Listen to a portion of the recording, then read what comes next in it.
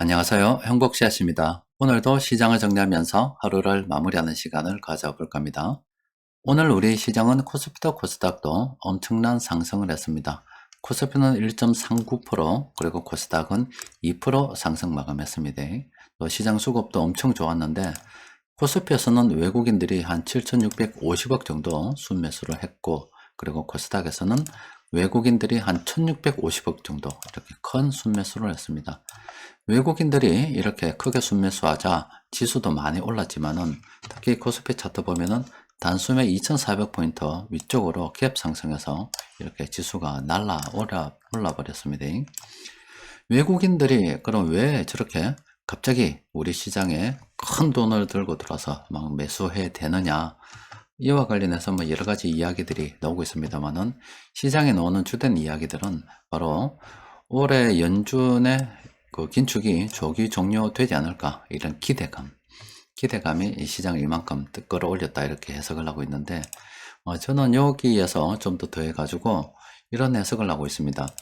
예전에도 뭐 자주 말씀드렸는데, 지금 우리가 30년 만에 외국인 등록 제도를 폐지하면서 이 모건 스탠리 선진국 지수 편입에 우리가 지금 노리고 있다, 이런 기사들이 막 나오거든요.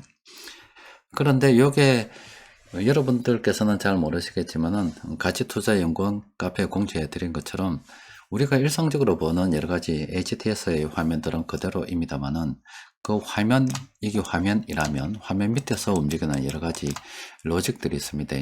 이 분류 체계를 오늘부터 바꾸어서 이렇게 분류를 하기 시작했습니다. 이 말은 이미 모건 스탠리하고 사전에 여러 가지 이야기가 돼 있었고, 또 선진정시로 가려 그러면 일단 이런 분류 체계를 좀 바꿔야 되고, 또 하나는 법도 좀 개정을 해야 됩니다. 금융위원회에서도 지금 관련 법을 개정한다, 올해 중 상반기 중에 개정한다, 이런 이야기들이 나오거든요. 그러니까 법도 좀 준비를 해야 되고, 그러면은 그런 어떤 이미 이야기는 끝났고, 그 어떤 실천의 과정으로서 지금 코스피는 이렇게, 우리 시장은 여러 가지 지수 코드를 정비하는 작업들이 있었고, 이제 법 정비 작업도 들어가고 하면 아마 올해 말 아니면 내년이 되면은 우리 시장도 이제 드디어 선진 정시에 편입되지 않을까, 이렇게 예상을 하고 있습니다. 또 그 때문에 시장에 수급이 많이 들어왔다 생각하고 있어요. 예전에도 말씀드렸다시피 이렇게 크게 나눠서 이게 신흥국 정시가 있고 여기에 선진 정시가 있으면, 그동안 이 신흥국 정시에서 우리 시장이 거의 뭐 독보적인 존재였습니다. 그런데 중국이 점점 커지고, 또 사우디가 이렇게 또 아람코 상장을 하고, 또 아시아에 있는 여러 가지 베트남이라든지 인도라든지 다른 주식 시장도 성장을 하면서, 예전에는 뭐 돈 들어온다 그러면 한국 시장으로 들어왔다 빠져나가고 이랬었는데, 지금은 좀 분산이 돼가지고 돈이 뭐 중국도 가고 뭐 사우디도 가고 뭐 이렇게 분산돼서 막 나가고, 심지어 우리 한국에 있던 돈들도 중국으로 빠져나가고 사우디도 빠져나가고, 이렇게 해서 수급적으로 굉장히 좋지 않은 상황이 연출이 됐었습니다. 그런데 여기서 우리가 빠져나와가지고 선진정시로 들어간단 말은, 이제 새로운 뉴페이스가 되겠죠. 다른 어떤 이미 선진정시로 분류된 이런 국가들이 있는데, 거기에서는 우리가 뉴페이스가 됩니다. 그렇게 되면은 다른 시장에서 돈이 빠져 들어와서 우리 한국 시장으로 들어올 수도 있고, 또 돈이 들어오면 우리 바깥에서 돈이 들어오더라도 한국 시장으로 신흥국 정시보다는 더 많은 돈이 들어올 수가 있겠죠. 그래서 수급적인 측면에서도 굉장히 유리한데, 그러면 이제 그 편입을 위한 사전 정비를 지금 하고 있다라고 말씀드렸잖아요. 그럼 미리 사두는 게 좋겠죠. 제가 이래 볼 때는 이미 지금 외국인 투자자들은 작년 한 7월경부터 눈치를 까고 이렇게 사전에 물량을 매집하고 있는 것으로 저는 추정을 하고 있고, 지금 그게 이제 들어가려 그러면 지수도 바꿔야 되고 뭐도 바꿔야 되고 이제 법 정비돼야 되고, 이래 되면 아는 사람은 다 아는 그런 상황에 접어들었고, 또 멀리 본다 하더라도 아직은 뭐 예전에 외국인 투자자들이 보유했던 물량에 비하면 아직은 3배 정도 더 매수를 해야 되고, 또 그리고 세력들이 예전에 보유했었던 물량을 생각한다 그러면은 지금 세력들이 보유하고 있는 물량 대비 한 9배 정도 더 매수를 해야 되고, 또 선진정시로 나오면 그 이상으로 되겠죠. 그런 여러 가지 상황들을 고려했을 때 지금은 물량을 매집하는 게 좋다고 판단이 됐기 때문에 우리 시장으로 돈을 들고 들어왔고, 또 그게 오늘 이렇게 갭 상승을 일으켰다. 좀 장기적인 관점으로 그렇게 저는 해석을 하고 있습니다. 그러니까 우리는 어떻게 되겠어요? 형편되는 대로 물량을 계속 모아가는 게 좋겠죠. 자, 그리고 오늘 시장 수급을 들여다보면은 지금 현재 요 보이는 화면, 예전에는 어제까지만 해도, 그러니까 지난주 금요일까지만 해도 잘 됐는데 갑자기 요 화면에 보이지 않는 분들이 계실 겁니다. 그런데 요거는 제가 지금 보이죠? 제가 지금 새로 분류된 코드에 맞춰서 쭉 여러 가지 테스트를 해보고 있는데 뭐 이상 없이 잘 작동을 하고 있습니다. 그래서 마지막 점검을 최종적으로 한번 해보고 괜찮으면은 빠른 시간 내에 여러분들께서도 또 다시 예전의 기능도 다 사용할 수 있도록 그렇게 열어 드릴 테니까 뭐 조금만 기다려 주시기 바랍니다. 뭐 그래도 업종은 이렇게 안 돼도 종목은 다 예전대로 다 되죠. 그러니까 조금만 기다려 주십시오. 자, 오늘 시장 수급을 들여다보면은 외국인들이 전체적으로는 7,600억 넘게 이렇게 매수를 했는데 수급의 대부분이 이 전기전자 업종으로 이렇게 몰려가지고 있죠. 그리고 나머지 서비스업 이런 업종 좀 순매수를 했습니다. 그러면 오늘 이 세력들이 많이 매수한, 특히 외국인들이 어떤 종목을 매수했는지 꼭 한번 짚어보고 가도록 합시다.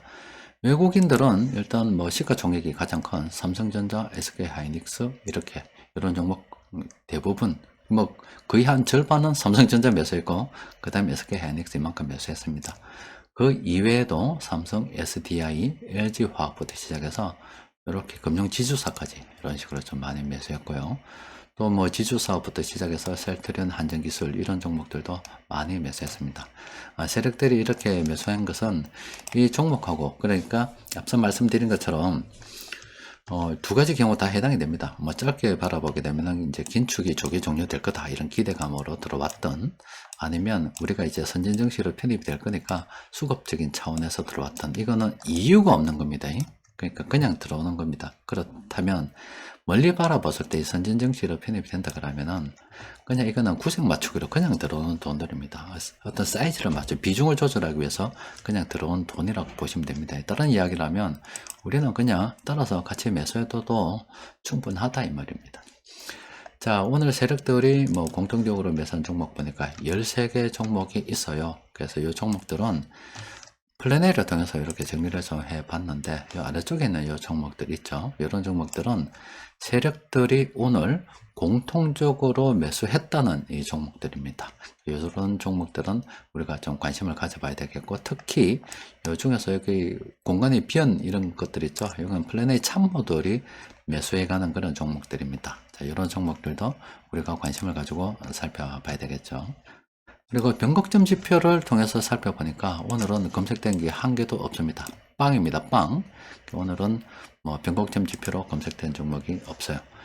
여튼 시장이 오늘 많이 올랐습니다. 아무래도 떨어지는 것보다 오르는 게 더 좋죠.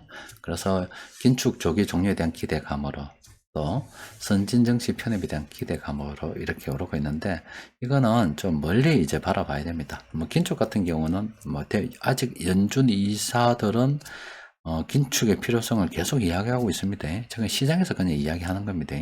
그런데 여러 가지 정황상 시장의 어떤 기대가 맞아떨어질 가능성이 현 시점에서는 크다라고 볼 수 있겠죠. 수급적으로 봐도 또 그동안 우리가 시장이 금리를 올리면서 시장이 쭉 하락한 걸 보더라도 지금은 주식을 계속 모아가야 되는 시점임은 분명합니다. 그리고 주식 투자 성공하는 데 있어서 자꾸 사람들은 뭐 이번 달에 아니면 뭐 매일매일 얼마의 수익을 낸다 그러는데 절대 그렇지 않습니다. 돈이라고 하는 것은 그냥 최종적으로 시장이 오르게 되면 누구나 다, 그러니까 시장이 이렇게 쭉 떨어진다 하더라도, 이 기간이 굉장히 오래 걸린다 하더라도 최종적으로 이 시점보다 더 이렇게 오르게 되면은 누구나 다 이 중간에 어떤 시점에 주식을 매수했다 손 치더라도 이까지 들고 있는 사람들은 누구나 다 성공하게 돼 있습니다. 그러면은 우리가 자잘하게 우리가 돈을 갖다가 써야 된다 하면은 뭐 어쩔 수 없죠. 이 기간에도 팔아야 되지만은, 주식 투자를 제가 여러분들께 여윳돈으로 하고 한 번만 제대로 성공하면 된다라고 말씀드렸습니다. 그리고 충분히 돈이 되면은 너무 욕심 부리지 말고 적당하게 잘 실현해서 써 죽으라고. 우리가 뭐 돈 쌓아놓고 죽을 목표로 인생을 사는 건 아니됩니까? 쓰려고 모으는 건데 어느 정도 자신의 어떤 생활 규모, 빨리 독립하고 싶으면 소비를 좀 통제 잘 하고 해서, 아니면은 더 크게 하려고 하면 아껴서 투자금을 자꾸 늘리든가 어떻게든 어느 정도 자신이 생각하는 그 목표가 있으면 그게 달성이 되면은 과감하게 털어보십시오. 털고 그냥 그 돈 가지고 쭉 나눠서 그냥 재밌게 사세요. 또 그리고 또 오전에 어제 말씀 그 글을 하나 올려드렸죠. 이 주식시장 뭐 이렇게 계속 간다 하더라도 그렇지 않아요. 지금 전 세계적으로 돈이 너무 많이 풀려 있기 때문에 주식을 어떻게 요때 차익 실현할 때쯤 되면은 놀 때 놀더라도 금하고는 좀 사두고 나머지 돈과 실컷 놀아라. 그러면 나중에 사놨던 금과 은이 큰 효자 노릇을 할 때가 있을 거다. 이런 말씀도 어제 드렸죠. 자, 오늘은 또 여기까지 정리하고 내일 또 시황을 통해서 뵙도록 하겠습니다. 이상입니다.